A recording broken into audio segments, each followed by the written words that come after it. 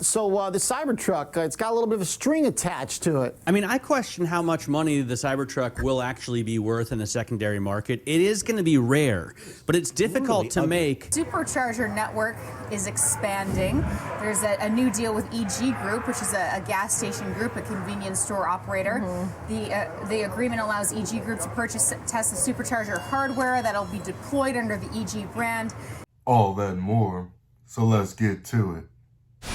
Tesla stock is up in the pre-market almost 1.5%. Needless to say, the week's been good so far, up over 3%. Year to date, Tesla is climbing back to the 100% mark at over 90%. I'll be looking to make an options trade today if the market conditions look right. There will be quite a bit of trading activity leading up to the opening bell, looking to take advantage of Tesla's extreme volatility right now.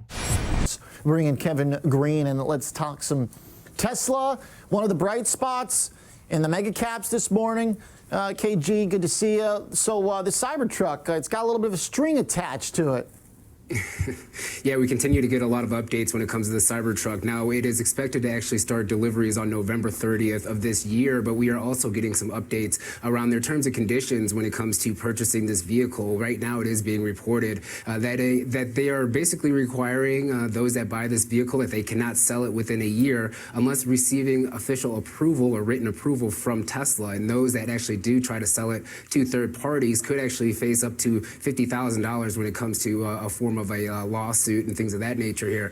Yeah, I'm sure this has gone through the minds of many individuals. I remember when the PS5 first came out, chip shortage and all. If you could get your hands on one of the elusive PS5s that costs around $500, you could end up flipping that for $1,500. $2,000. One, because of its exclusivity at the time, and two, the desperate demand for people wanting to get their hands on that product, regardless of whether it's good, bad, or otherwise. The Cybertruck will be produced in quite a limited quantity for the next year and a half or so. Any individual that gets one of the first 1,000 Cybertrucks created, instant collector's item. Instant. I mean, this thing auctioned for over $400,000. At least 4 times as much as the vehicle is worth. It appears Tesla is trying to mitigate that.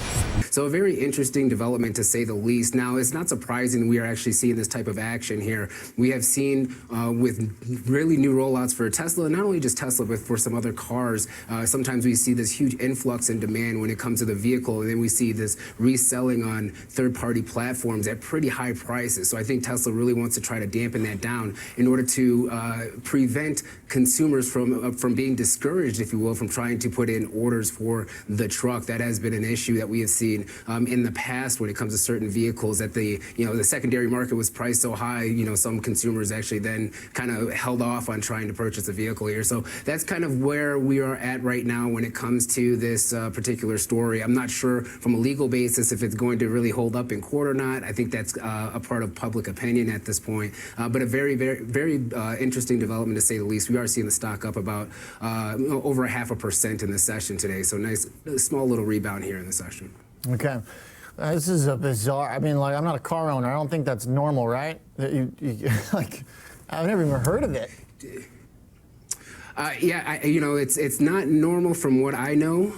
But once again, I mean, there might be stipulations like that for very high-end cars. I'm not too sure about it. Once again, when you're talking about the legal basis, I'm not a lawyer, so it's going to be very interesting. Yeah. I'm sure that we probably will have an individual or two that try to test these limits to see if they're able to flip these cars. But once again, there's some there's downward effects that we could see if we do see a very hot secondary market, Oliver, that could also cause maybe potentially the input goods for these Cybertrucks to go up. That could also hit Tesla. Once again, you can have the discouragement from consumers that may look at the secondary market and say, look, this is way too expensive for me. The backlog as far as trying to get a truck could be very long for me as well. So there's a bunch of different factors why I think Tesla's trying to implement this. I'm just not sure how effective it's going to be if and or when it does get tested in court.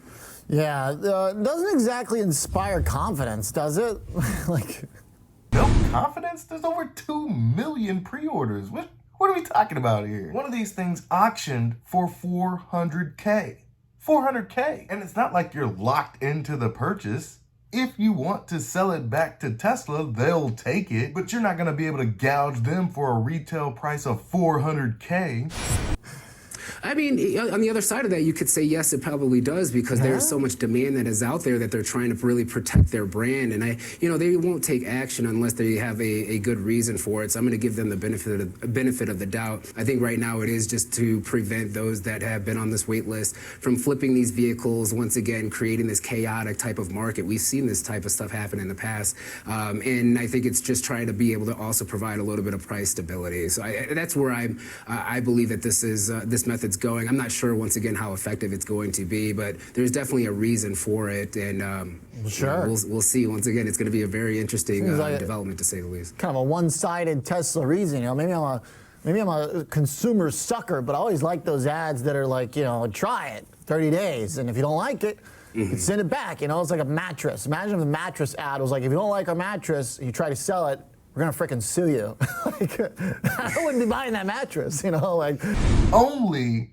a year. I had my Model 3 for 3 years and made 10 grand off of what it was worth when I purchased it in 2020. So I don't think this is that much of a big deal. There's still going to be a huge third-party Cybertruck situation 1 year later after you take delivery. Maybe the car is different here. The thing is also we don't really know too many of the details yet, about all the capabilities and specs. When the reviews start coming in and people will talk about what it can do, what it's capable of, because this is a really, really big thing for them. I mean, they're arguably behind the competition now with the release date of the EV SUV, and now this is their big growth opportunity to catch up and have something fresh and new, like a new model, a new invention. We haven't had that for Tesla in a while, so I just don't know if this is getting off on the right foot, man. What is this clown talking about? What is this clown talking about? Behind in the SUV market? What are you talking, like a Suburban? Model Y, best-selling vehicle on the planet? The Model X, the Fabergé egg of electric vehicles? Behind in the SUV? Move on.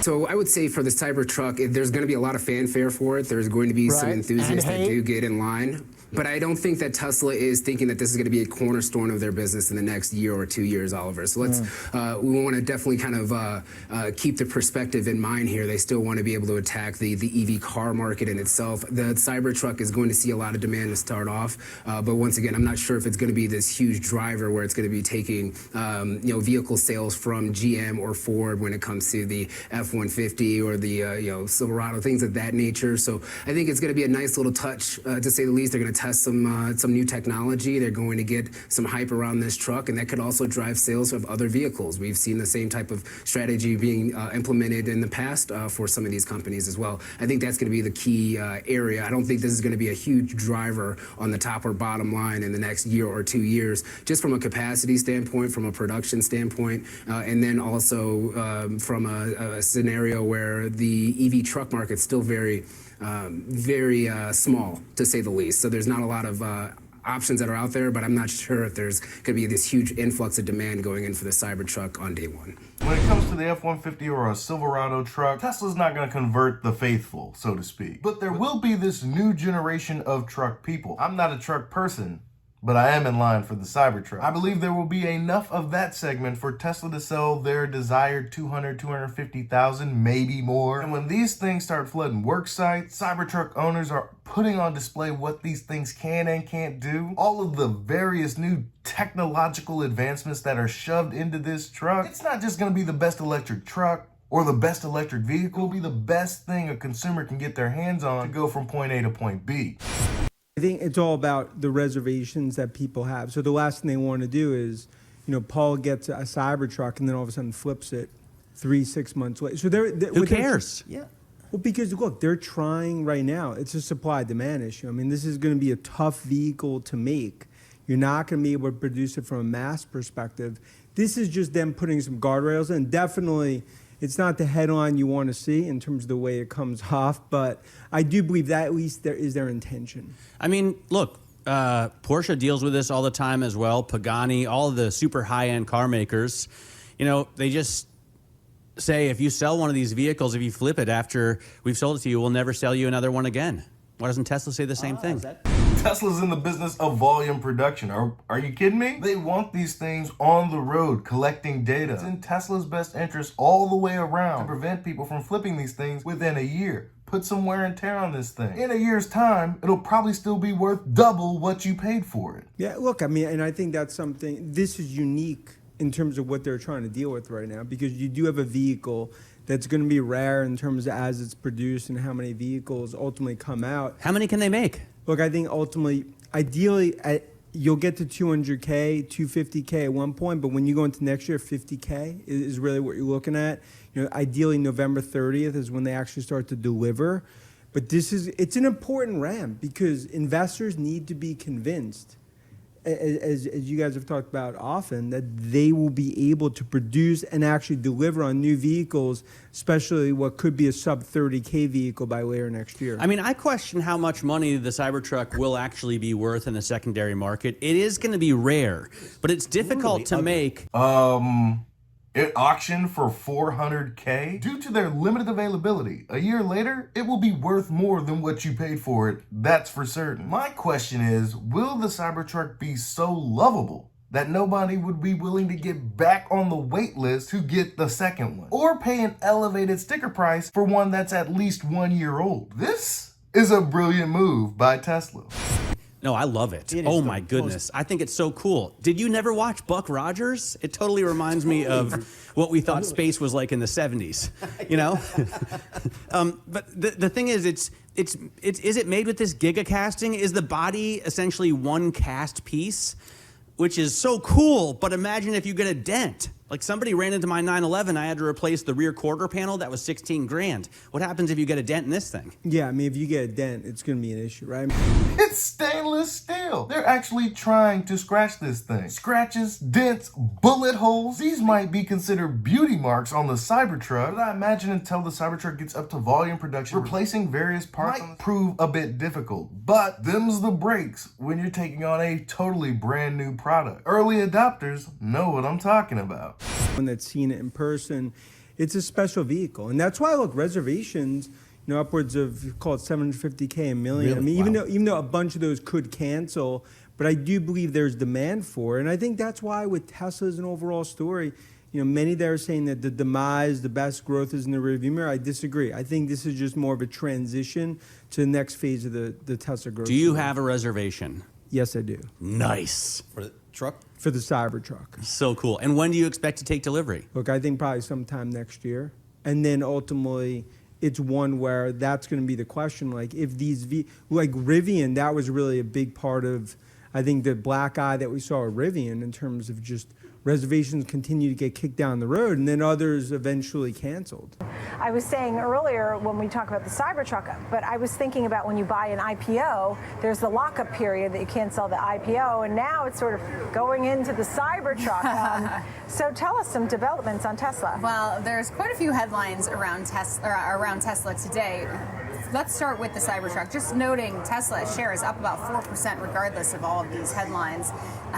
But the Cybertruck launch is fast approaching. It feels like we've been waiting forever for the Cybertruck to actually be here. November 30th is the day. And there's this new policy that's raising some eyebrows. Essentially, you can't flip your Cybertruck. You know those people that go and buy Taylor Swift tickets and then sell them for quadruple? Well, you won't be doing that with the Cybertruck because Tesla's actually prohibiting customers from selling or attempting to sell Cybertrucks within the first year following the delivery date. The user actually has to notify Tesla in writing and give Tesla reasonable time to purchase the vehicle at the listed price on the final price sheet, minus 25 cents per mile driven, and then reasonable wear and tear and the cost to repair the vehicle. If Tesla does not purchase the vehicle, then the user can resell the vehicle to a third party only after getting written consent from Tesla. But sellers beware. Tesla warned that it could seek legal recourse if the user breaches this provision, and the damages could be the tune of $50,000, or the value received as consideration for the sale or transfer, whichever is greater. And Tesla may also refuse the seller's ability to actually sell. They might just downright say, no, you can't. So that is one piece of news surrounding Tesla. Also, the Supercharger network is expanding. There's a new deal with EG Group, which is a gas station group, a convenience store operator. The agreement allows EG Group to purchase Tesla Supercharger hardware that'll be deployed under the EG brand. It's really the second major deal in just a few weeks, because there was the deal also with BP that $100 million deal worth of supercharger hardware for deployment at BP gas stations under the BP brand. So the supercharger network continues to expand. Could be giving a boost to shares today.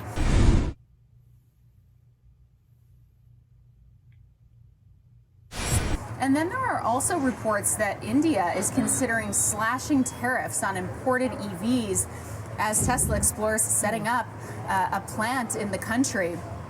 Bloomberg is reporting that the Indian government is working on tax cuts for imports of completely built EVs for up to 5 years. It's also devising a plan to provide concessions on duties for global auto manufacturers to import battery-powered vehicles if they eventually agree on building them in India. So Financial Times is reporting that the Tesla government that Tesla asked the Indian government for initial tariff cuts that may reduce customs duties by 70% for cars under 40,000 and 100% for vehicles over 40,000. So we'll see how that plays out. Here's the India game plan, right? You're going to build a factory in India that's going to primarily produce the next generation vehicle. Much like Giga Berlin and the Model Y. Initially, it will be India's sole focus to produce the next gen vehicle. While you're doing that, you'll be able to introduce the Model 3, the Model Y, the Model X, the Model S. But these cars won't be made in India. So if there's a 100% import tax on these things, they'll be too expensive for the Indian market consumer, especially when it's right across the border in China. Those tariffs have to come down if Tesla's going to open up a factory down there and expand the supply chain. The next gen vehicle will be considerably cheaper in India than the sexy lineup, but with those tariffs reduced significantly, you will still see a diverse lineup down there as long as Tesla is able to sell them affordably.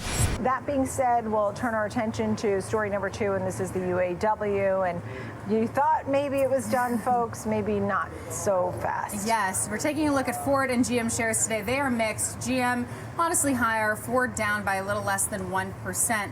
But the agreements between the UAW and the big three automakers that, of course, ended that, 6-week-long strike may not actually be a done deal. Ford workers at the Louisville Assembly and Kentucky truck plants voted against the proposed contract late on Sunday. The UAW there, the local UAW unit, said 55% of production workers voted against the deal, while 69% of skilled trade workers voted for the new contract.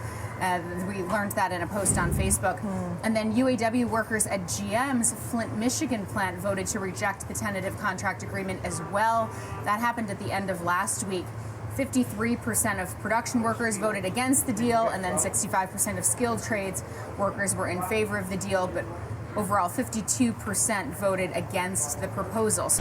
Damn! The deal will get done. But are we going back to the bargaining table?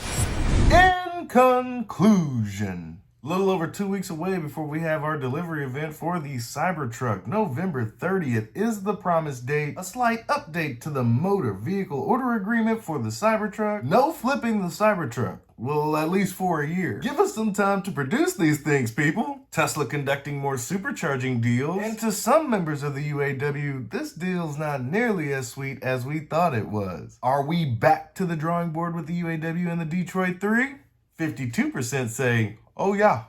That's all I have for you today. Be easy. Peace.